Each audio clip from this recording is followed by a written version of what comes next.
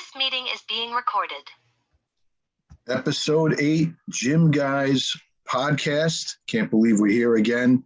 It comes too fast and we love doing it. When we started off this podcast, our cohorts here, Eric Schwartz, owner of Paw Power, maker of fine dog supplements and dog peanut butter that helped them take down those supplements. Also a consultant to Apollo Nutrition. We have also J-Dog, Jason Budsock, VP of Animal Development, Product Development, and he's got some exciting things to share on this podcast as well. I'm Chris Scotto, just some guy that I happened to meet these guys at a bar one time, and they said, "Hey, let's talk about subs and the latest and greatest." Truthfully, I've been very blessed to come to know all these gentlemen over the years and share a common passion and interest. And what is that common passion and interest? We love sharing, not only talking about bodybuilding and powerlifting and athletes, pro athletes, amateur athletes. They're all super talented and we love having them on our podcast, but we also like talking about people behind the scenes, people that are making things happen, whether they're gym owners, whether they're gym manufacturer, gym equipment manufacturers, whether they're supplement manufacturers such as Jason here, whether they're key ingredient manufacturers. And we've never really had someone of the capacity of our next guest that I want to describe. Our next guest on this episode happens to be a freelance writer who focuses on strength and fitness, bodybuilding, sports, and has been doing it for over 2 decades. So much so that he's amounted to over 2,000 articles, and some of those articles having over 1 million reads. I mean, God, I get excited if we had like 50 people watch our podcast. and we know it's going to get better, but to know someone, well over 1 million people read your article has got to be really, that's just, very fulfilling. And these are all in various media outlets, such as Muscle and Fitness, Muscle and Strength, Bar Bend. We have, I believe, Iron Man magazine as well. I think I researched somewhere a little bit near and dear to my heart because I definitely grew up with that magazine. We all did. And I was fortunate enough that when I went to college at Cal State LA, my phys ed teacher was the one and only Lonnie Tieper. That's wild. So, I got to wrap it up with him and talk about what was going on in the bodybuilding world for the early 90s. Super exciting time in the bodybuilding world. So happy to hear that you also contributed to that magazine. I know that you were 2009 bodybuilding.com writer of the year. Again, another great feather in your cap.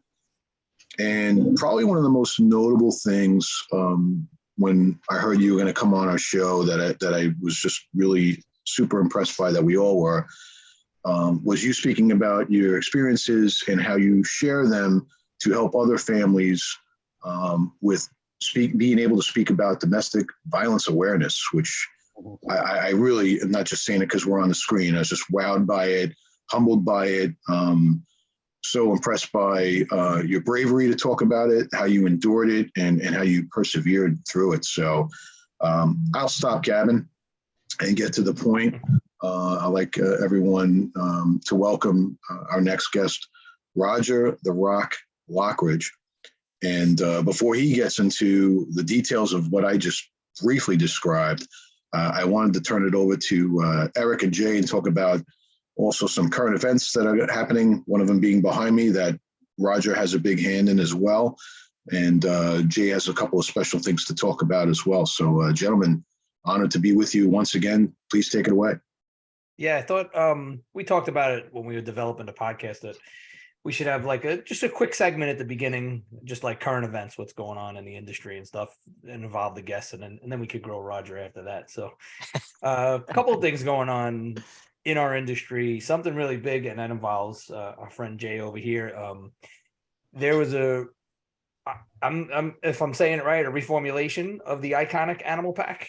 Right. That's right. This is an iconic supplement, been around since 1984. And the funny thing is, a lot of people think that it's the same exact formula as 1984. Meanwhile, you've made improvements to it over the years, slight little improvements, but this is a bigger improvement. It's kind of a big deal. So I maybe you could give us a little behind the scenes. I mean, there's a lot of kind of pressure in reformulating or messing with something that's been so successful. So give us a quick breakdown for our viewers. What did you change and what's the improvements? Yep. Yeah. So like you said, Animal Pack has evolved many times since 1983 when it first came out. But this time around, we solved the number one pain point that we have heard from consumers over and over was the number of pills. And so we worked really hard, probably 2 years at just getting the pills down in size, but increasing the actives per pill. That was a big ask that we had, is get more actives per pill so that we can shrink it down. So we went from 11 to 8. And in doing so, we increased things like the absorption and bioavailability enhancers, so you get more out of everything that's already in there. We added some concentrated ingredients like Spectra to help super potent superfoods, herbs, botanicals, plants, fruits, all in 100 milligrams. So it was a really great ingredient that allowed us to kind of adjust things and take up less pill space, but have amazing clinicals behind it to really get that science in there. And overall, I think it's just a nice, clean upgrade where we solved that number one pain point again, which was the number of pills. So we made it easier to take and we made it better, which was pretty Funny cool. because over the years, it was 11 pills, but when people did, I guess, complain or whatever, they would always say, oh, well, it's 12 horse pills or 13 horse pills. They never got 11. They always said 12 or 13, which is funny. It just shows you it's like perception from like the consumer out there. Roger, this ain't so bad. I mean, who's got problems swallowing this stuff? I remember Higa taking it down in one shot. I could never. Yeah, I could not the original Animal Pack. Like the smaller ones, I could do, like an Omega Pack, I could do in one shot. But the regular Animal Pack, I like the powder. I like when you guys came out with the powder because less pill stake. Are you updating the powder now too? Yes, that will be next, and we're looking to roll that out in right now, probably by June. So we have it already in the works. Formula's ready to go. Taste tested it a million different times. Optimize that formula, so that'll be That is also hard to flavor. Yeah, you'll really like the new one when it comes out. We've really optimized. That's a big deal. That's great. Yeah, improved it big time. Jay, do you remember you and I in the kitchen and at Universal grinding up an actual Animal Pack and then trying to drink that? That was rough. We ground up the tablets in a magic bullet. It was brutal. Whew. That was fun. Fun times doing that. Brutal. Something else that I saw, and I'm not going to take credit for it. It was Stack 3D, who does a great job of reporting the news in the industry. This was very interesting. So as you guys know, collaborations, like these official licensed flavor collaborations with supplement companies, is a huge deal. Like Ghost has probably been the most prominent, but there's so many companies coming out with them, Rise and all these companies. Stacked, and I forgot about this, but they reported that Ghost was not the first company to do it, although they tout themselves as the first company to ever do it. They also say they're the first lifestyle brand, which is not true. Back in 2009, Muscle Tech was the first company to have an official licensed collab with Oreo and Hershey's with their protein powders. And I'm sure back then I remember it, but I had totally forgotten about it. And Stacked had just posted that the other day. So I thought that was super interesting. What do you guys think about those licensed collabs? They interest you from a consumer standpoint or what? From the consumer standpoint, for me, I like the C4s with the Starburst, the Skittles. I'm not personally a big Sour Patch person, but the Ghost ones definitely work. It's never really been about that part of it for me. I get where they're trying to take the industry and bring it mainstream by exposing themselves to with these mainstream brands. Axe and Sledge even stepped it up even a bigger notch and did those with the Elf movie, the flavors based on the movie, and like they actually worked with Warner Brothers on that. That seems to be the direction that a lot of these companies are trying to go now, because I guess they've decided the current market is saturated. Personally, as long as it tastes decent, I really don't care what's on the front of it in terms of other brands or whatever. But I can see why, from a business standpoint, they're doing what they're doing. Sure, I see the mainstream appeal too. To me, it doesn't excite me all that much. The one that I was kind of really like that kind of excited me was I like Nutter Butters, and Ghost had a Nutter Butter protein. Oh yeah. Mhm. It was good, and I tried it, and it was good and it was bad. So they have flavor inclusions. They have chunks of the actual Nutter Butter cookies, and when you got a swig of that in your drink, it was delicious. But sometimes you would get some sips without any of the inclusions, and it just tasted like vanilla protein. Mhm. So I don't personally get excited with those collabs, but I see people drool over, where they see Oreos and that kind of stuff.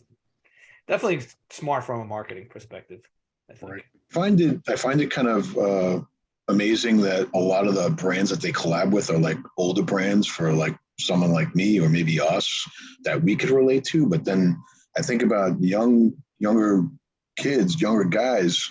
Do they relate to like Sunny Delight? Do they relate to Chips Ahoy? Those things that they still eat. I mean, I'm thinking about, Nilla wafers, things that we grew up with. And Good point. sometimes when I find they do these collabs with these older brands, I'm like, wow, that still connects with the customer. I'm surprised, as opposed to what Roger was saying. Like, I don't think Skittles is out of style, or, Starburst. I mean, I still see, a lot of kids, eating all that. Yeah, I can tell you from being here in West Virginia, the energy drinks, at least, it definitely catches on. There's a gas station about a half mile up from my house, and I'm about 20 minutes from the nearest town, either east or west. So this one gas station is like one of only 3 or 4 places where you can get something. And high school kids coming through there, and they actually think to themselves when they see it, or they talk about, oh wow, liquid Skittles or liquid Starburst or liquid whatever the brand is. And that makes them want to try it. So even in these little rural areas, they're kind of taking off. Interesting. Yeah, the energy drink market is just Oh my god, yeah. exploding. It's becoming its own beast. Absolutely. Yeah, it's wild. All right. One other piece of news we can tackle, and then we'll get into Roger. That's current is the Arnold Classic next weekend. That's something that's kind of near and dear to all of us because we've been there a bunch of times. We've worked it. That's how we met Roger at the Arnold Classic. Very exciting this year. I'm not going to be there personally, but I wish I was. I miss it. 2019 was the last time I was there. I mean, you got Sean Clarita competing. The contest sounds like it's going to be great. Roger, are you going to the expo? Oh yeah, I will definitely be there. I will be covering both the Arnold Classic Bodybuilding and the Arnold Strongman Classic. And Awesome. Oh wow. Okay. yeah, See, there now I is really actually gotta go. there is a I've definitely got to go. And there's actually another competition. You'll see a preview for early next week on Barbend. The World's Strongest Firefighter. Interesting. This is a cause that Arnold started 5 years ago at the Santa Monica little event that he was doing, and it's now evolved into a beast all of its own. And that's actually been a pretty fun contest to preview and scout the athletes on. And it's going to be a 2-day event. Is that strongman, like the same events as strongman? It will be. They have their own strongman events, but it's a strongman competition, and I should say strong woman as well, because there will be a women's division. Very cool. It's If I'm not it's mistaken, going to be a very unique event, and I'm honored to be able to cover it. that's awesome. If I'm not mistaken, too, I think Jay, you know probably better than us. I think Andrew Herbert's competing in the fireman. Oh, that's a good point. Because Yeah. he's been posting a lot of his Yes. training. I can confirm And I that. think- yeah. Very cool. All right, since you're going to be covering it, Roger, give us a prediction on the men's bodybuilding. Roger. We want to know. Let's hear a prediction on the men's bodybuilding. At least like top 5. Give us a top 3. Oh, I got no problem with that. I'm gonna go with Nick Walker for the win. New Jersey guy. The favorite. He seems to be the favorite. He's that. You know what? He has been taking all the criticisms from the Olympia, and he has been applying them. I don't see anybody beating him for the title.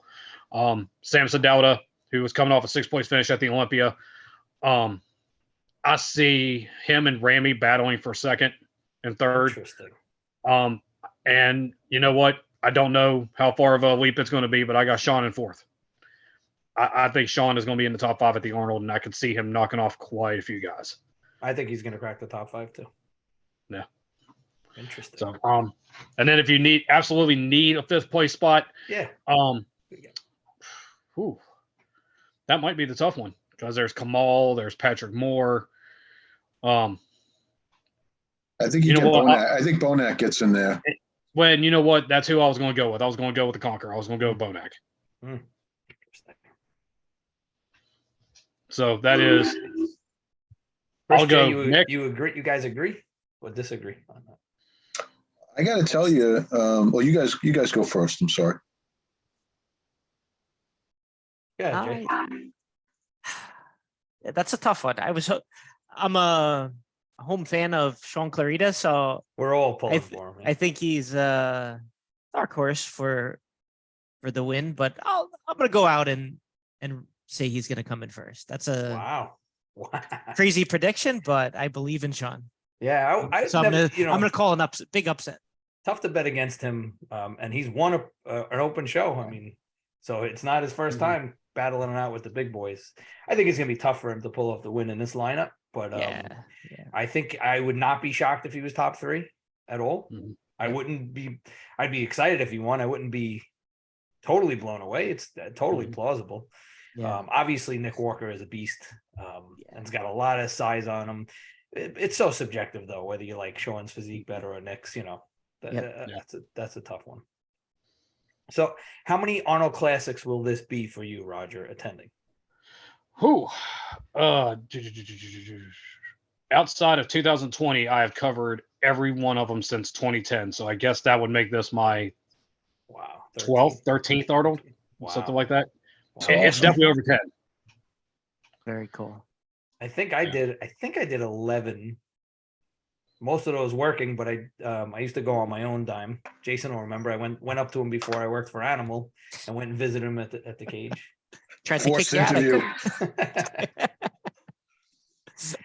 So yeah, I do miss it, man. I miss it big time. Like I said, 2019 was the last time, and I missed that energy and that excitement and stuff.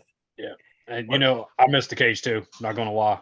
Like, the expo's the expo, and it's great. I'm not going to knock the expo as a general thing. It's going to be great to be walking the aisles again and, seeing friends in the industry and seeing all the fans being excited, because I think this is going to be the first real massive, big Arnold expo since COVID. 21, it was very, very small. Like, it was just a room because everybody was still kind of dealing with regulations. Yeah. 22, things were kind of opening up, but I think 23 is going to be the first, what we'll call normal Arnold. And, it would be awesome to see the cage there again, but to just to be a part of it is going to be fun. It's all you, Jay. Jay's got to make it happen for 2024. Come on. We're talking about it. I can't give anything away, but we may make a comeback at a show this year. Won't be the Arnold. It won't be the Arnold because we still have. We're going to send some people there. The Olympia. Send some people there to scout it out. We want to see how the crowd is, because once COVID hit, it sort of changed our plans. We were ready to go. All of us were ready to go. And then it turned into some people from the company were on the plane. Were there. Got canceled. Yeah. Some people were there already. Because I remember texting Charla and she was still on the plane. And I said, it just an official word. It got canceled. I was like, wow. Yeah. Roger, I've been offering to help for free. I said, just feed me. And they don't even need to feed me now because I got to bring all my meals because of Evan. So Jay, you got to make it happen in 2024, man. You got to bring it back. We'll all come. We'll all support. We'll all chip in. Whatever. All right, before we all get get rolling and everything else, can I share a cage story real quick? Absolutely, man. Yeah, we'd love to hear it. Yeah. So the first time I met Eric, Jay, the entire crew, bodybuilding.com used to do a feature called Supplement Company of the Month, and I had interviewed Eric, and Vinny G was the athlete that I got to interview for that, because aside from doing something on just a supplement executive, I wanted to get an athlete involved because the bodybuilder fans coming into it would learn more about the company. And, the hope was obviously it would kind of trigger sales, and it worked. So that next year or that next month at the Arnold, that was when I actually got to meet Eric for the first time. I saw Jay for the first time. Yeah. Grant, got to see him. And Vinny actually had me come in the cage with him, and we did maybe like a 15-minute chest workout or something. Very cool. And this was when all the supplement company people, that was when they all had their chance to be able to greet everybody and catch up and talk and, let their guard down for about 30 minutes because the VIPs hadn't got to come in yet. So when Vinny and I had started and Eric was kind of finishing setting up, nobody had been in there yet. It was still all just the supplement company people and the athletes getting ready. And by the time I had come up off of the dumbbell bench press. I think I had just done like 100 for 8 reps or something like that. Nice. And I had stood up, and it hadn't been 30 seconds yet before the fans had been able to come in, and I am surrounded in the cage by, it had to have been 500 people. It was insane how they That's all pretty just cool kind feeling. of boom, right to I the remember cage. when they opened the doors, people would run over. Run. Yeah. It was wild. And there was no, and I mean, cell phones were around back then, but it wasn't like it is now. So, you know, you still saw regular cameras, and there were people taking pictures of me in the cage with Vinny, and they didn't know who I was. Nice. I sat up and I saw these people, and it was like, for 15, 20 seconds, I knew what it felt like to be Animal. And it was like, That's if awesome. I got nothing That is out a of it, really cool I got story. that. Yeah. That is I didn't super realize cool. that. I hope everyone from Jersey HQ is watching this right now. That's all I can say. The West Virginia boy actually got to be an Animal for about 5 minutes. Very cool, man. That was a pretty fun experience. Yeah, that's awesome. And you all actually got a couple of buddies of mine on one of your cage videos in one of those documentaries. Very cool. Y'all come up, were fist bumped me, and I'd introduced you to my buddies. That actually made it on a video, and they were famous in my hometown for about a week because they were featured on an Animal video. That's freaking awesome. That is how powerful that brand is. Wow. It's iconic, man. It's like Wow, I really appreciate that. That's a freaking awesome perspective. Awesome story. Yeah, and that's the thing. Like, I was a fan and am a fan long before I ever got into the industry myself. I used to work for a GNC in 2004, 2005, 2006. I actually worked for 2 locations. And I would have my Animal pack. I would have the Animal M stack, and then whatever protein GNC had on clearance that I could buy with my discount. And I mean, that would be part of my breakfast with my oatmeal every morning before the gym. And those Animal ads, you know, the training log, I think we had done a flashback Friday with that not long ago about, you know, what those logs looked like. I had that right in my gym bag with me. I used it every week. So yeah, I go way back with this brand, early 2000s at least. That's awesome. I guess still have mine. Jay, is this it? Right? From back in the, I know you can't see with the back. That's the journey one. That's the journey, right? Mm-hmm. Roger, I was going to ask, how did you get started in the fitness industry overall? You mentioned GNC. Is that like your start? How did that transition, and how did that transition into like writing and the other things you're doing now? Yeah, that wasn't my start. I was a few years in at that point. The start was like almost every other kid, teenager. I was scrawny, 125 pounds soaking wet in high school. And a neighbor of mine had some sand and concrete weights, and, you know, I was just doing it with them. My mom had bought me some metal weights from our old landlord at our apartment complex. Her son used them. And I started on those, but in early 1999, my senior year of high school, I actually got to try a workout in an actual gym. And there was just something about that experience and seeing the, you guys remember the Body of Work video, Bill Phillips, EAS, way back in the day. Yeah. That was kind of what triggered it. It was like, I'm going to be in this industry. I don't know how, I don't know what I'm going to do, but I'm going to do something. Like, I'm going beyond this little 1-horse town. I'm going to make a living, and I'm going to somehow make an impact. In 2002, I started as a local trainer at the local YMCA. I was there for 2 years. I kind of bounced between jobs until I got to that GNC. I left there in 2006. I finished college. I was taking care of my dad during his last year's battle with cancer. He passed away in 2007. I was working at a home improvement store the next year, and a refrigerator fell on my shoulder on a delivery. And I lost my job because I couldn't work, and I couldn't train. I got depressed. Started writing a blog on Body Space. Y'all remember that? The bodybuilding.com Body Space, the MySpace back then. I was writing a blog just to keep myself motivated, just so on those down moments I had something to come back to and read when I was feeling it. I didn't know it developed a following. Like, there were people from over 20 countries reading this blog, and I didn't know it. And one of the people that was reading it was a bodybuilding.com person, like one of their customer service reps. It said, "Hey, here's the link to the writing article series. You need to try to send something." Okay, either I'm going to get 15 minutes of fame on bodybuilding.com, or I'm going to know one more thing I'm not good at. So I wrote it, sent it to the editor. Editor emailed me back a week later. It was like, man, this is great. Can you do 2 a month for us? Wait, Wow. what? And he was like, yeah, we'll give you store credit for the supplements. If everything works out in a year, we'll start paying you. If nothing else, my supplements are covered. So sure, let's do it. Yeah, sure. That's May fantastic. 2009, article number 1 hit, and it took off like gangbusters. Wow. They had me do a bench press article, and that was article number 2, and same thing. Boom, it made the main marquee of the bodybuilding.com site. So you saw a picture of whatever the bodybuilder was that won that contest. Chad Shaw, that awesome feature guy who was Mr. Body Space there for the longest time. Jamie Eason, and then my article. Wow. By the end of that year, I had won that award that Chris had mentioned, the Writer of the Year award. Yep. When that hit, the local news decided to do a news story on me. So, like when you watched the Today Show or CBS This Morning, the local news kind of breaks in with an update before it goes to the real commercials. Mhm. I was one of those updates. Wow. So when bodybuilding.com got wind of that, they were like, nope, we're paying you. Let's go. And there was a contract in my email the next day. And Wow.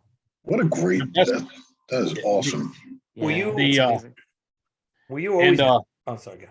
no, go ahead, man. I was just gonna ask, were you always good at writing? Like, is that something that came natural to you? Were good at writing in school? Because that's a real skill. Like, I don't have that. That's a real skill to have.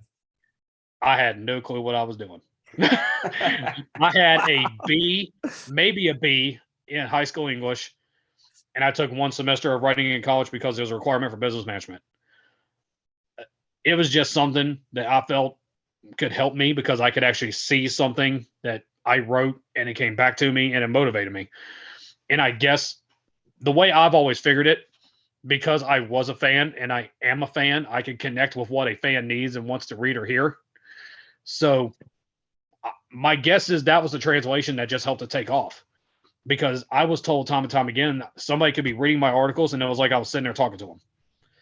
Wow. And that's kind of how the connection got established. And I was kind of on the tail end of the industry before social media took off. Like MySpace was still the number one thing. Facebook hadn't really blown up like it was going to a couple years later. I remember. Yep. Twitter was barely a thing. Instagram didn't even exist. So, I kind of caught the last part of that generation because I was also getting to do freelancing as a print writer.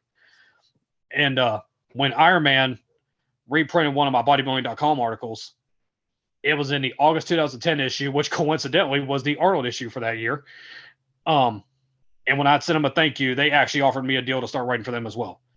And that was under John Balick's ownership of the magazine, which Very always meant so much to me. Iconic. Yeah, it's iconic. Yeah. It had a couple of additions later on after John sold it and retired. But, to have my name associated with Balick, Steve Holman, Lonnie Teeper, Ruth Silverman, Ron Harris, who is one of RMD now, but he was with Iron Man too. On and on, all the names that you could rattle off. To have my name associated with those was a pretty big deal for me. And then that was kind of how my name just started steadily growing in the industry until 2015 when I closed on my house and went full time. And here I am. What were you doing full time before that to pay the bills? Well, that's how we can kind of transition into this next part. I guess I was a child advocate. I was working at a child advocacy center. My job was to record the forensic interviews. So the interviewer would ask the child the questions. The child would disclose or not disclose whether anything happened or not. If something did happen, my job was to gather the evidence, record the DVD, give everything over to law enforcement so they could get their warrant to do what they needed to do. I also assisted prosecutors with their investigations so they could actually show their case. I kept all the database records. For whatever reason, I was also the media guy. So I had done a event and I'd met the governor of West Virginia, and the governor called me up to the stage during a press conference, and I wasn't aware of that. And when it happened, media came up and started asking me questions, and I was more than willing to answer because I thought I was representing an organization at that point. I'm doing my job. And it just seemed like ever since it was like, well, you're the media guy now. And so if I wasn't behind the camera, I was in front of a camera. Wow. Amazing. that had to be some heavy stuff, listening to the kids, tell those stories. Yeah. Right. Thank goodness for weights, because that was my stress relief for quite a bit of it. Taking that negative stress and trying to outlet it in a positive way so it didn't hurt anybody else, which is kind of how I got into this to begin with.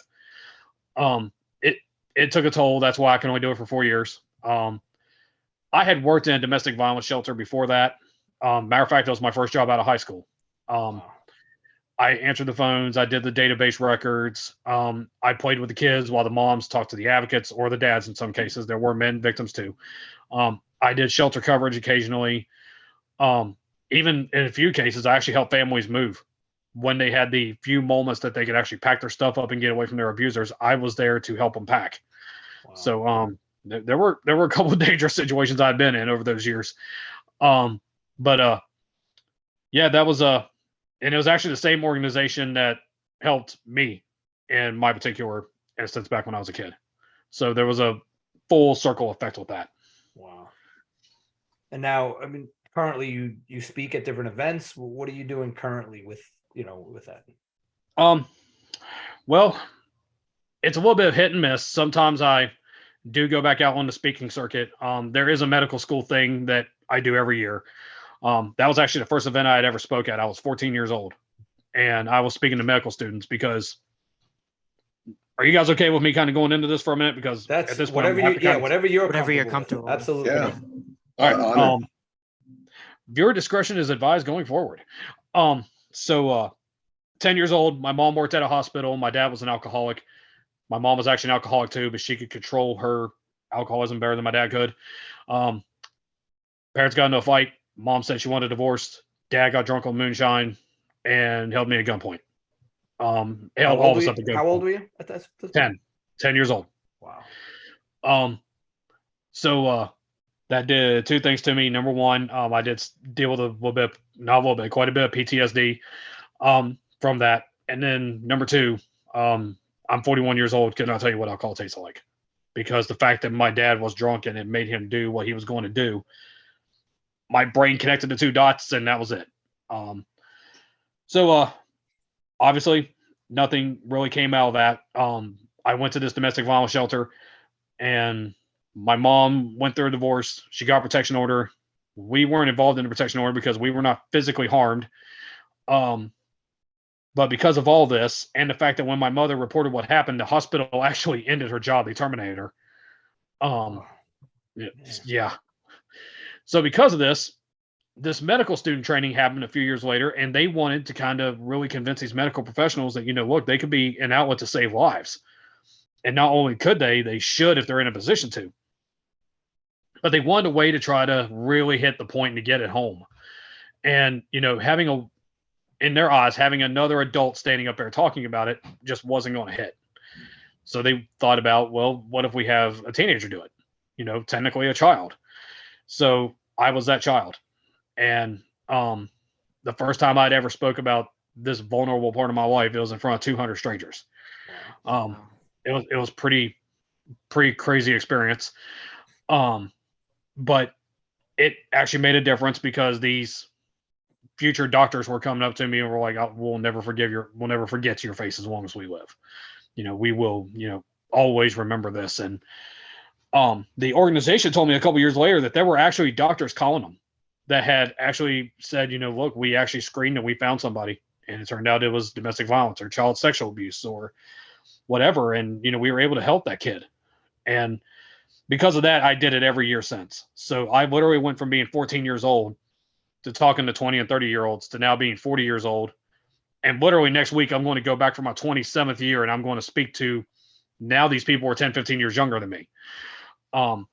But it's because I'm one of the only child survivors that was willing to talk about this, and my story still resonates. Wow.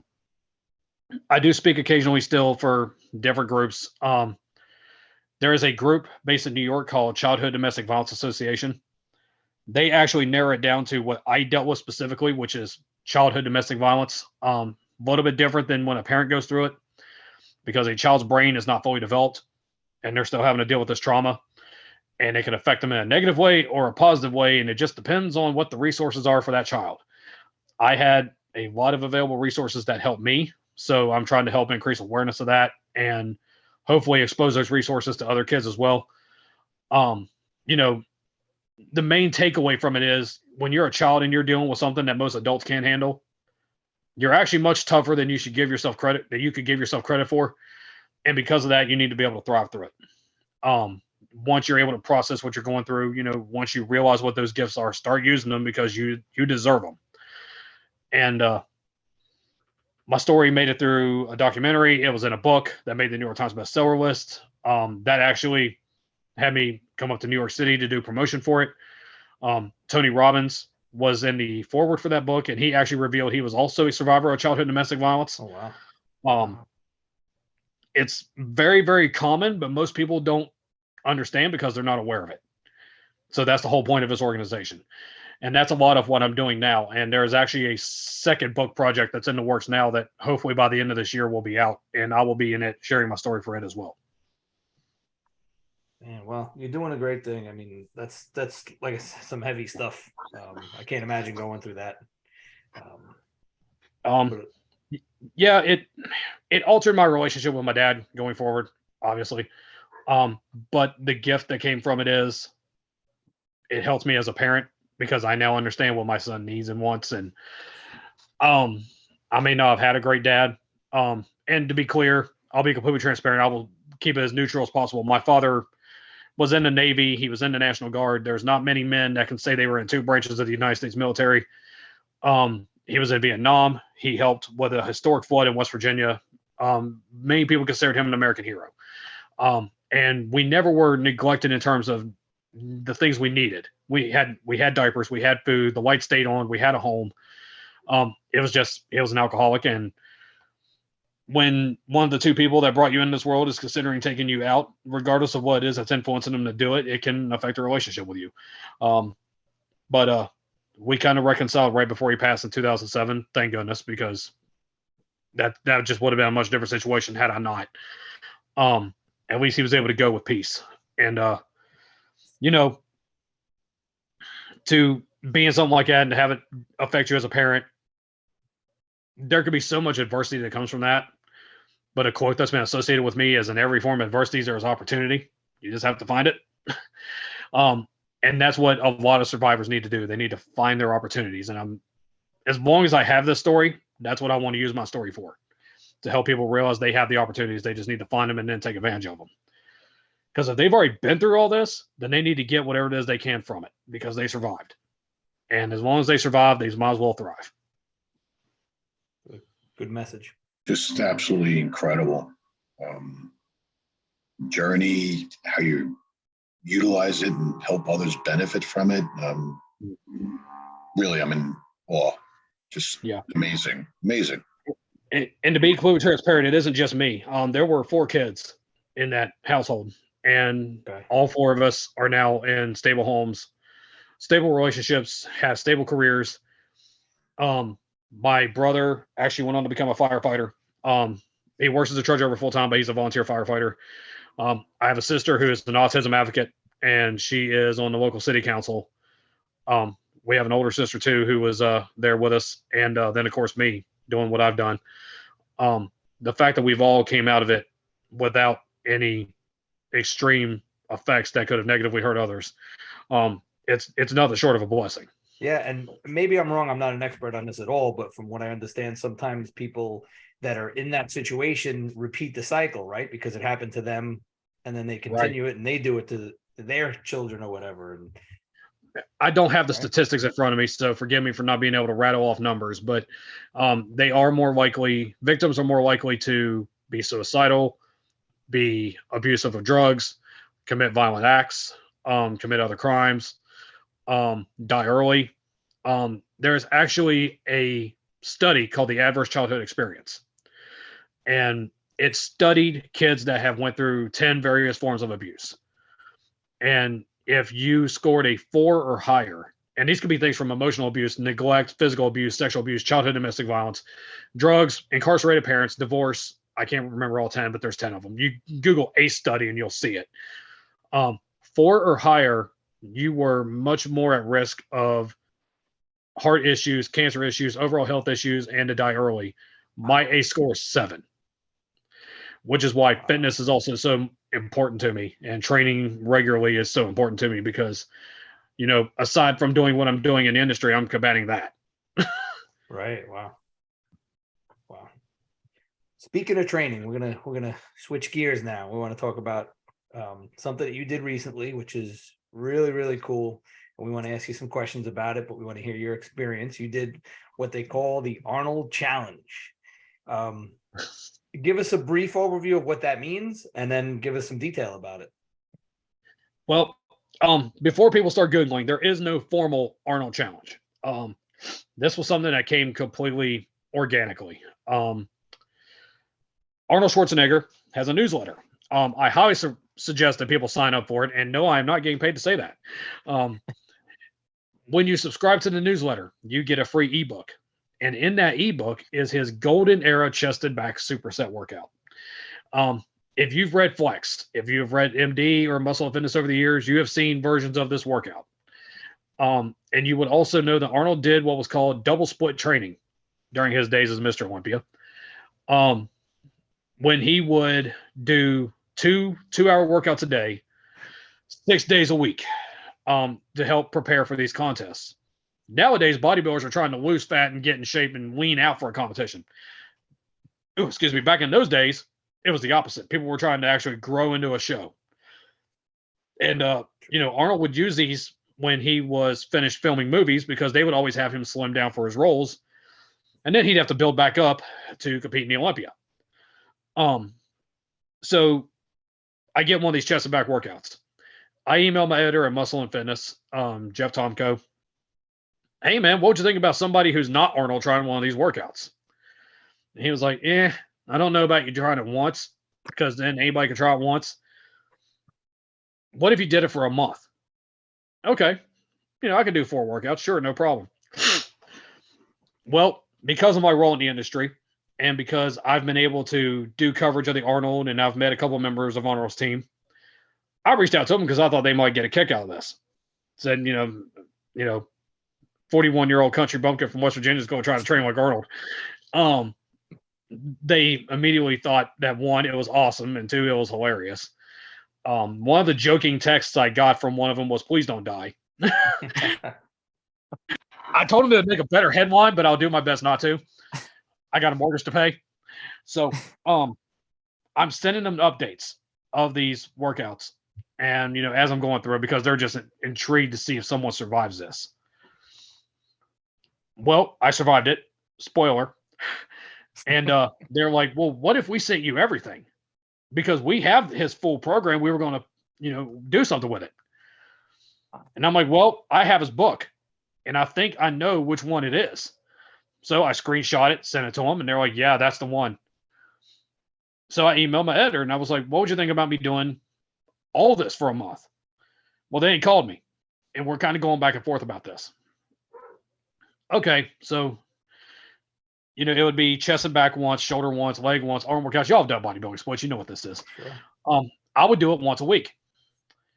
Well, then his team members, texted me again, said, Arnold said to remind you, he trained twice a day, 6 days a week. Wait, Arnold knows about this? Yeah, we told him. Wow. Oh, okay. Now you feel the pressure to step it up, right? Yeah. So without knowing directly who I was in that particular, we've met, he knows who I am, but he didn't know it was me that was doing this.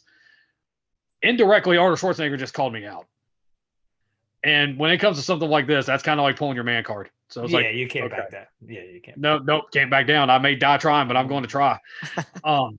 So there's still some trepidation. There's some nerves about this because this is the double split. Chest and back in the morning, legs in the evening. Yeah. Shoulders the next morning, arms the next evening, calves and abs every single day, 6 days a week. And I'm saying this because I know there's a lot of people that may not have their Arnold education book right in front of them. Everything was like 25 to 30 sets per muscle group. Wow. Calves was done 30 sets a day. Wow. Abs was like 30 sets a day. And you also started it with 10 minutes of Roman chairs. Wow. So Oh my run the chair gosh. step, 10 minutes. Good luck with that. Wow. And then, oh, by the way, that's your warm up. So my wife notices that I'm on my phone, like even more frantic than usual. And she's like, what's going on? And I explained it to her. She was like, oh, you can do that. Yeah, No, piece of baby, cake. I don't think, no, baby, I don't think you understand. And I explained all this to her like I just explained to you. And she's like, you've trained twice a day before. You can do that. It's one thing when Arnold Schwarzenegger pulls your man card. Yeah. Now my wife has pulled my Yeah, man yeah, card. yeah. There's no backing So down now. now it's over. So I asked her, are you willing to go through this, and this? Because basically our lives for the next 4 weeks is going to revolve around me being in my barn, training twice a day, 6 days a week for the next month. Let's go. And the rest of the She's time, like, probably she's like, let's Wow. go. sleeping. So, well, that was one of the things that, when I told his team, hey, okay, we're going to go. We're going to do it. Arnold said, focus on your recovery and get lots of naps because you're going to need it. So, okay. Wow. And we were off to the races. If you followed along on my Instagram, what a lot of people noticed was this wasn't Venice Beach. This wasn't the summer. Right. Arnold had the beach to relax on after he trained. You're in this freezing cold barn in West Virginia. Exactly. I was in my barn in West Virginia in the middle of winter and, wearing 3 layers. So no string tops, no shorts, no posing in front of a mirror. Right. It was literally go, go, go, because if you stop, you're going to probably get cold. So all the dynamics made it a very unique challenge, to say the least. And that's kind of the intro to all this. And then Muscle Fitness was like, let's make it a series. And It's here I great am. The for rest is content. history. Yeah, it's great for content. That's amazing. It was very unique, to say the least, because I'm not a bodybuilder. Spoiler again. I've never stepped on stage. I've trained hard. I've done transformation contests. I've done push pulls. I've done things like that, but I've never trained for anything specifically like this. And I'm literally trying to prepare like one of the greatest bodybuilders that ever lived for a month in much different circumstances than he was. And oh, by the way, he was in his late 20s. I'm in my early 40s. Yeah. So yeah, fun times. Did you see a big transformation in your physique? Like, were there big changes? Within the first week, I had lost 7 pounds on the scale. Wow. And I mean, Wow. it was boom, just immediately I had noticed, like, okay, clothes are fitting different. I'm feeling different. I'm looking different. My face is thinner. One of the things that I'll kind of credit my wife for, she likes when I grow my beard out. And when I was growing it out, it was kind of around the time this had started. And I had first thought about the after pictures, shave it, trim it up, make it look nice, try to make it look professional. And, then we kind of realized, wait a minute, no, that's probably not a good idea. Then people may think it's like a lot of these old school ads where, the guy just shaved, panning, and then changed the lighting, and boom, he lost 20 pounds in 3 months. So when I did my pictures, I should make sure to stand in as close to the same spot as possible. I grew the beard out and, basically showed, look, there's nothing fake about this. I literally stood in front of my steps on January 16th. And then I literally did it again on February 11th. And what you're seeing is what actually happened. And I even wore the same clothes. That way there was no doubt that this was on the up and up. That's amazing. How were those workouts in the gym out? Hell the barn, on earth. Right? The barn gym? I don't Yeah, know how the you barn do that. gym. Yeah. When I first started training in that barn 8 years ago, when I first bought the house, I used to call it Rock's Iron Playhouse. But then, of course, Dwayne "The Rock" Johnson started calling his place the Iron Paradise. And it looked like I was going to be ripping him off. So I was like, nope, not doing that. It's just the barn. And like it. but it was I would have to wear 3 layers, compression clothes underneath, Wow. regular clothes, and then my hoodie and whatever sweats I could throw on. I would warm up in my house as much as possible, then take my weights over to the barn. Do you have any kind of heater in the barn? Nope. Everything was as it was. So I had one. I've trained. I've trained in some cold gyms. I hate the cold in general, but the bars are so damn cold when you grab that bar. That's like the worst part, right? Yep. And well, I kind of cheated. My bars had blankets, and That's okay. the dumbbells had a blanket too. Okay. So I would flip those off, and that's when I would get started.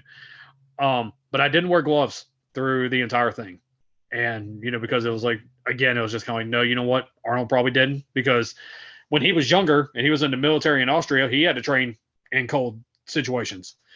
So it was like, you know what, I'm going to try to keep this as genuine as possible.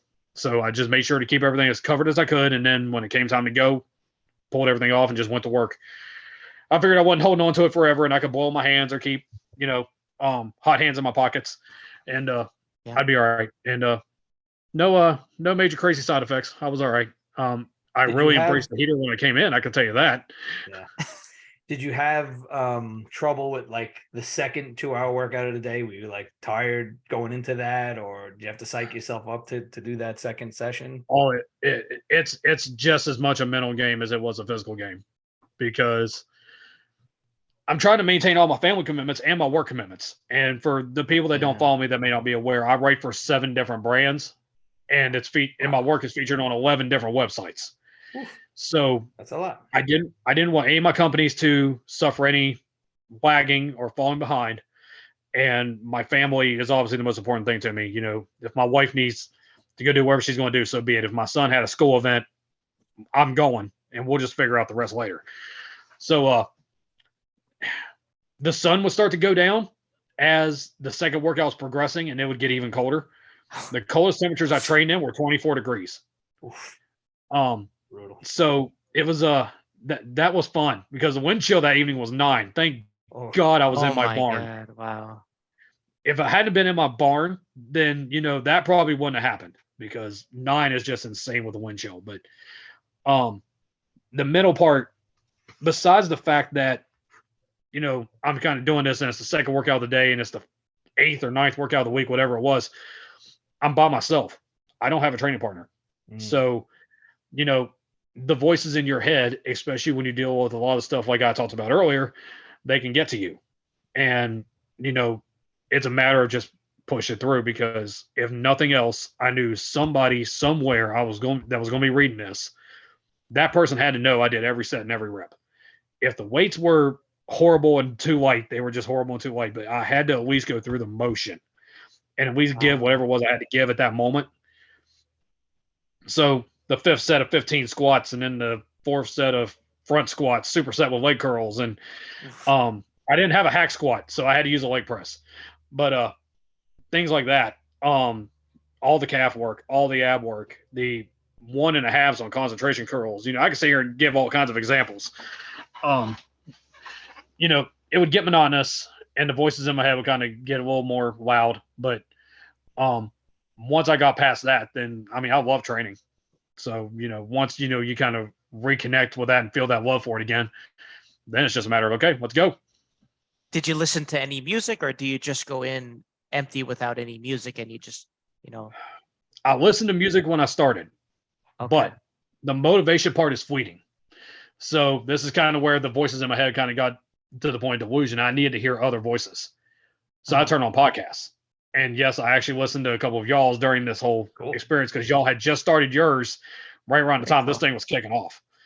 So there was actually one shoulder workout specifically where I was re-listening to episode 1, because this is kind of where I'll start talking about you guys for a second. The best thing about this podcast for me is the fact that, you can talk about all of your successes in the industry. You can talk about all the things you've done, but at the end of the day, you are what your title says you are. You're gym guys. You're those guys that you can walk into a gym and you would know they're having a conversation, but that it's getting time for the next set and they're getting ready to go. Yeah, they're going to bust your balls, but yeah, they're there to spot you too. And, they want to see you succeed. And, even though they want you to eventually push yourself to be better, their job is to make it a hell of a mountain for you to climb. But, you're going to give the best to each other, because you're going to give the best to yourself. And that atmosphere, kind of like what Gary was talking about with a previous episode of your show, with Fitness City, I was trying to recreate that in my barn with these different podcasts like yours. I was listening to Willis Howells. I was listening to Ed Milet. I would listen to Seth Rossi's podcast. There were several of them that I had on my play. So the music would be about the first 15 to 20 minutes. But then it was kind of like, okay, I need to know that there's somebody out there like me that's doing this. And that's when I'll turn on a Finisting podcast. And that actually helped me quite a bit. That's super cool. Really appreciate that. That's the first time I think we've heard that, right? I feel we feel like a little rewarding now, like you were describing how when you write articles and how you influence people, or when you speak to families and children that are suffering, like how important that is that you offer that and what it means to other people. You just never realize it, right? It's just incredible. Yeah. Guys, believe it or not, whether y'all know it or not, there is somebody somewhere that you've never laid eyes on that lives in a place you've only seen on TV that's listening to your podcast, and they're probably being inspired by what you're doing. So that's cool, man. I know when that happens to me with an article, it blows my mind. I got emails and DMs from people in India, England, South America, Canada, Japan. Hello from Germany. I'm reading what you're doing, and this is awesome, and can't wait to see you finish and see how you do, and thanks for the inspiration, because now I'm going to get back into it myself. And it was like that. There were times I desperately needed that. So whether we know it or not in a particular moment, we can all have some type of difference in this game. We talked about it when we did this podcast, and we were like, what do we want it to be? And we just want to be like a positive force in the industry and help people reach their goals. And that was kind of the theme for me for this, because I wanted to show people they were far more capable than they realized. Because that was, as long as this opportunity presented itself, it was completely organic. I'm 41 years old. I've been training over 20 years. I want to see how far I could push it, because, if there's untapped potential, I want to tap it. And, I can now tell you, after going through this, I lost 16 pounds in 4 weeks. My incline and my squat actually went up. That's was crazy wild to me. Very cool. When I was going through the supersets, incline and pull-ups was the first actual superset, but you did deadlifts first. Jeez. So when I did the last set of incline bench, I had to do 10 pull-ups. I could barely do 225 for 6. By the end of it, I got 255 for 6. Wow. I had not squatted for 6 months because I just did not feel the need to put a bar on my back. I'd find other ways to train legs, farmer's walks, heavy leg presses, body weight stuff, whatever. So getting reacquainted with a squat bar and then having to do both back squats and front squats, 5 sets each, 3 times a week. It was pretty intense. 3 times a week. Wow. Yeah, that's a lot. Monday, Wednesday, Friday afternoon, I was in my squat rack, clanging and banging. The first time I had done it, it was my first squat workout in 6 months. I could only do 185 for 15. Sure. I mean, if you haven't the last squat workout, I did 225 for 20. Oof, and that is on my Instagram if people want to see it. 20 rep squat sets are just brutal. Your lungs are burning like on fire. That's cardio. Yeah. 135, 155, 185, 205, 225, all for 20 reps. Oof. And the 225 for 20 is the one that's on my page. I was so damn proud of that, because after 25 years of training, that's the first time I'd ever squatted 225 for 20. Yeah, so that's great. I was pretty pumped with that. And just because people have been reaching out to me about this too, I want to kind of make it clear: no PEDs, no HGH, no testosterone therapy, none of that stuff. The whole objective was to see how hard I could go. And if anything artificial like that was in my system, then it wasn't me pushing it. So that was kind of the decision I had taken with this. And, I learned a very valuable lesson. I am almost 42 years old, and I don't think I have Apex yet. So yeah, that's awesome. That's a pretty big deal for me. So hopefully other people realize that too, and they can find their own ways to do things far greater than what I did. Yeah, that's great, man. Did you do Arnold's diet from the 70s as well? No. Or did you alter your diet at all? Drinking beer because you knew you were. Yeah. But because you knew you were training harder, did you change your diet? Did you increase your calories? Anything specific like that? That's actually what probably was the most surprising part. I had to up my calories, because I was going 200, 250 grams of protein, 200, 250, probably more than 200 grams of carbs, and then whatever fats was coming with it. I realized pretty early on I was going to need some structure with this. So the protein went up to 300. The carbs went up to 300. But it was fruits, veggies, oats, sweet potatoes, natural carb sources. I followed the grocery store rule. If it's in the middle aisles, don't eat it. Right. Everything on the outskirts is what you should be going for. Greek yogurt with fruit was probably my go-to pre-workout meal. And then my wife was kind enough to make me steak and eggs or chicken with broccoli, whatever the meal for at the time. Lots of shakes, just because that was a quick way to get the protein in. Sure. That was about it. I structured the carbs around the workouts. I didn't do carbs before bed because I knew I needed to sleep, but I made sure to load up when I first woke up because I needed that energy for that first workout. That was about it. And water, I could float. I drank so much water. I know it was at least a gallon a day. Cool.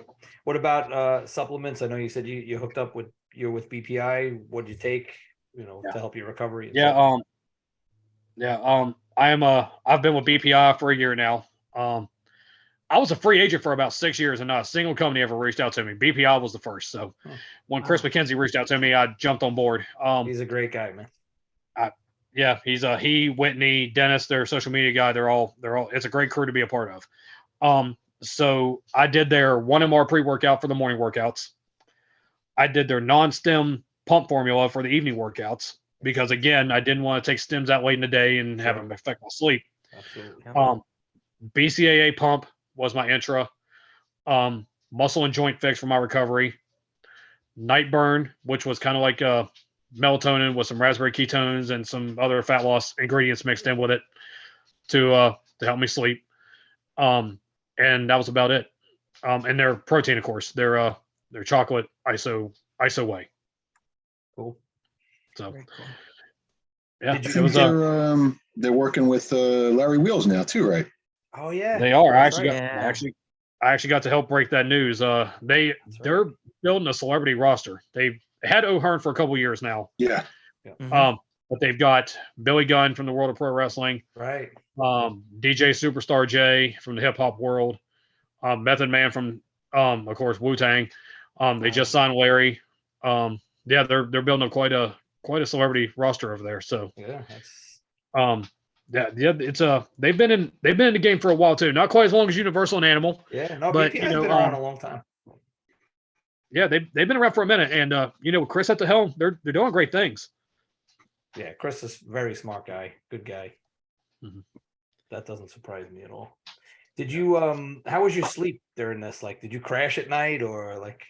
Oh man, it was actually off and on. There were times I'd be in bed by 8 o'clock and I would just be gone. But then there were times, like, especially if I had a higher tier workout, like if I was actually pumped from it, and I saw good results or had good numbers, whatever, the adrenaline would actually kind of mess with me, and there would be times I couldn't go to sleep till 12 o'clock, 1 o'clock in the morning, and man, those were rough mornings to have to get up 4 hours afterwards because to make my wife's coffee, get my son to school, get the breakfast, and then go over to the barn. I try to answer emails during breakfast too, so my brain is already running 100 miles an hour. Wow. Fortunately, my wife was very kind and would let me take naps. But pretty much I would finish the first workout, go straight back to the bedroom and gone. And she'd wake me up when it was time to get her son from school. And that was, okay, I need to take a meal with me because workout 2 is coming. The workouts or the days after the challenge was over, which was like mid-February, I think I took at least a 2-hour nap every day for that next week. And I was sleeping fully every night because my system was just done. Wow. Yeah. So I can't. You pushed imagine. it to the limit. It's a lot of volume to recover from. Yeah. Yep. It was. I complain to these guys with what I'm doing with Evan. You're doing triple of it. Yeah, So but that's the thing. It was like the arm workouts. It would be 70 sets for biceps and triceps per week. Wow. 20 to 25 on Monday afternoon, 20 to 25 limbs just fall off. Yeah. And then, there was forearms, there was abs, There'd be calves. There was not a workout I was not in my barn for less than an hour 45 minutes, and most of them were over 2 hours. Wow. So it was absolutely no joke. But the cool part was Arnold was keeping track of it, and that definitely served as some extra motivation because his team would be like, "Hey, he's actually impressed. You made it 2 weeks," or There's screenshots of it out there, right? Of him writing to you. Yeah. On Twitter, acknowledging it. Yeah, yeah. If you look at various posts on my Instagram of videos or whatever, he would send me a bicep emoji, and that was kind of his way of saying, "Hey, I'm paying attention." That's awesome. Yeah, his team was very transparent with me and was telling me, hey, he's kind of interested in this, or on the last day, his chief of staff had told him that it was done, and I was just about to go have my post-workout meal with the family, and supposedly the first thing he had said was, "Oh my God, he survived it. He made it." And that's when you saw, like, he referenced me in his newsletter a couple times. There's been some shout outs on Twitter from him about me. Yep. Man, I mean, younger kids may not get this because, they would associate more of Chris Bumstead. Right. For our generation, Arnold was it. Yeah. Because, he was making his climb through the movies. He was like one of the most recognizable people on the planet. And, he was still considered like a bodybuilding god. And to know that I had done something that he actually found impressive enough to go crazy, and publicly acknowledge me multiple times about it. Like there's nothing else I can do in this industry that will top that. It's like you made it. Yeah, you made it with that. Yeah. It's great karma for you, Roger. I mean, all the great things you talk about and that you've done and how you've, helped people. I just think that's a great full circle of life right there. You just got it right back. Yeah.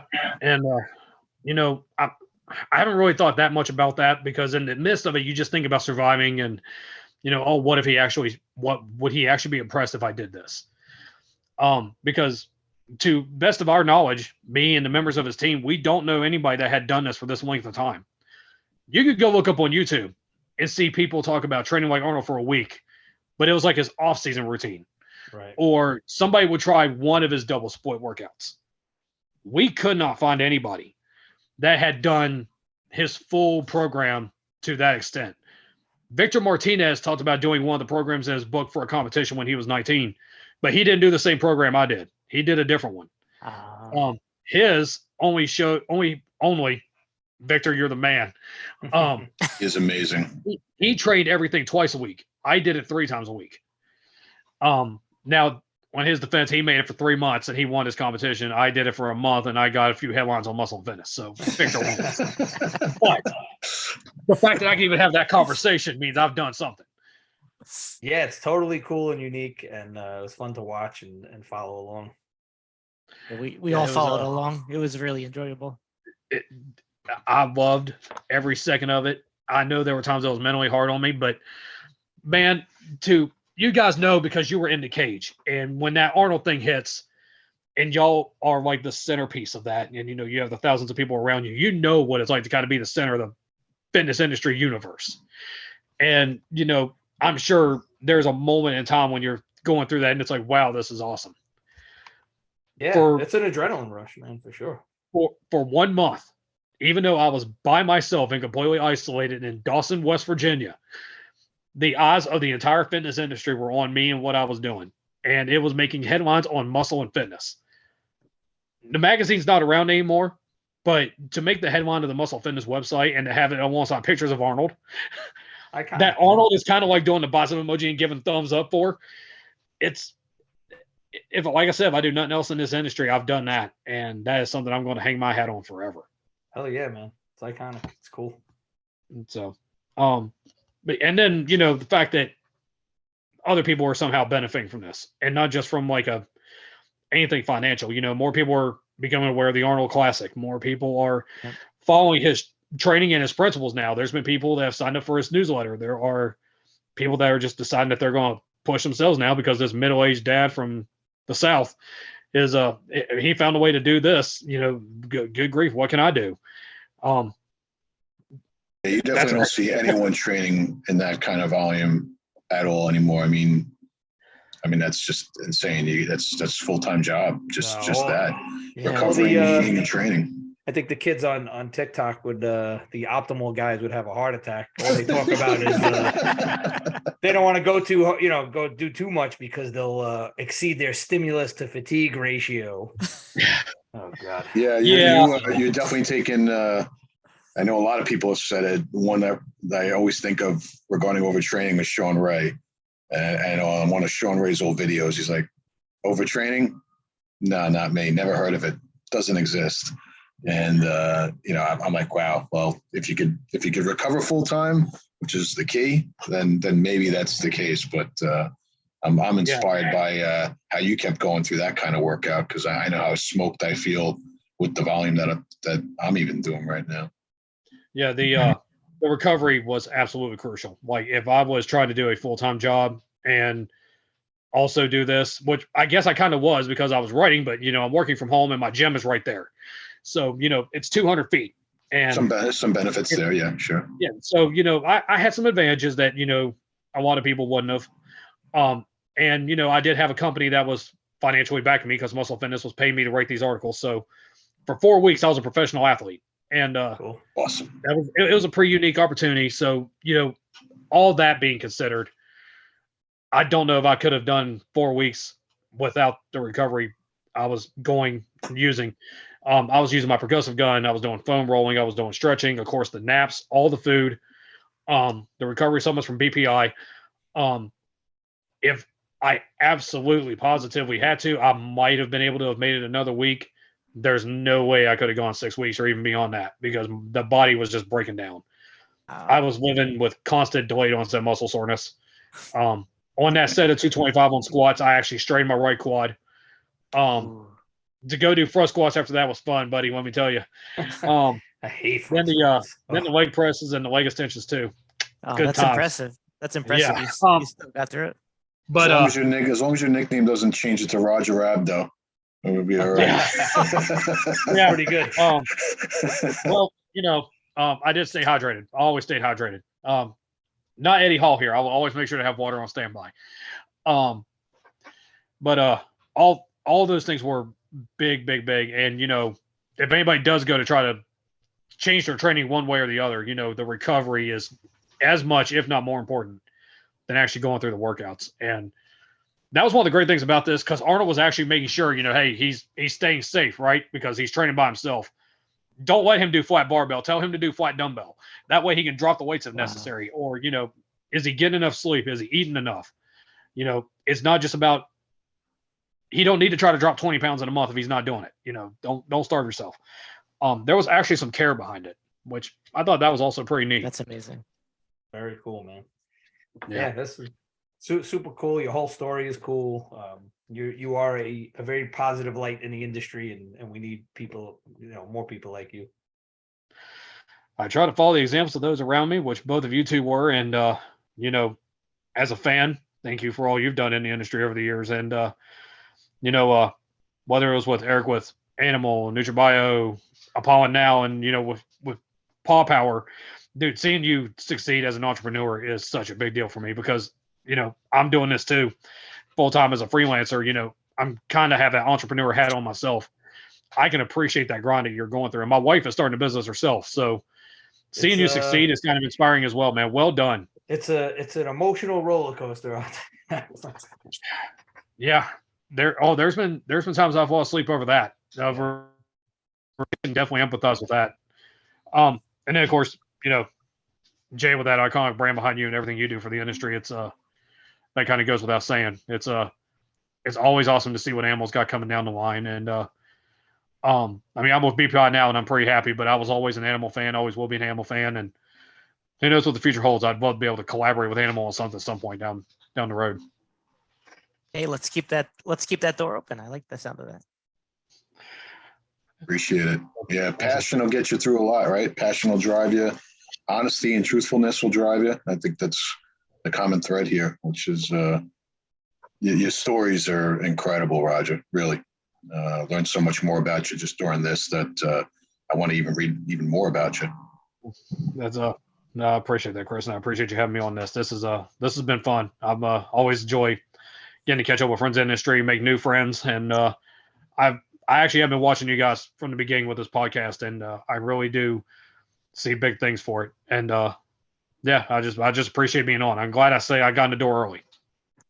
Cool. Thank you. Thank you Honored for to coming have on, you. my Thank you friend. for coming on. Yeah. Episode 8 featuring Roger Lockridge, aka The Rock, non-rhabdo Raj, with all that training. Again, great to have everyone watch. Please like and subscribe. Check us out on YouTube, Gym Guys Podcast. Have a great day, everybody. Thank you so much. Thank you.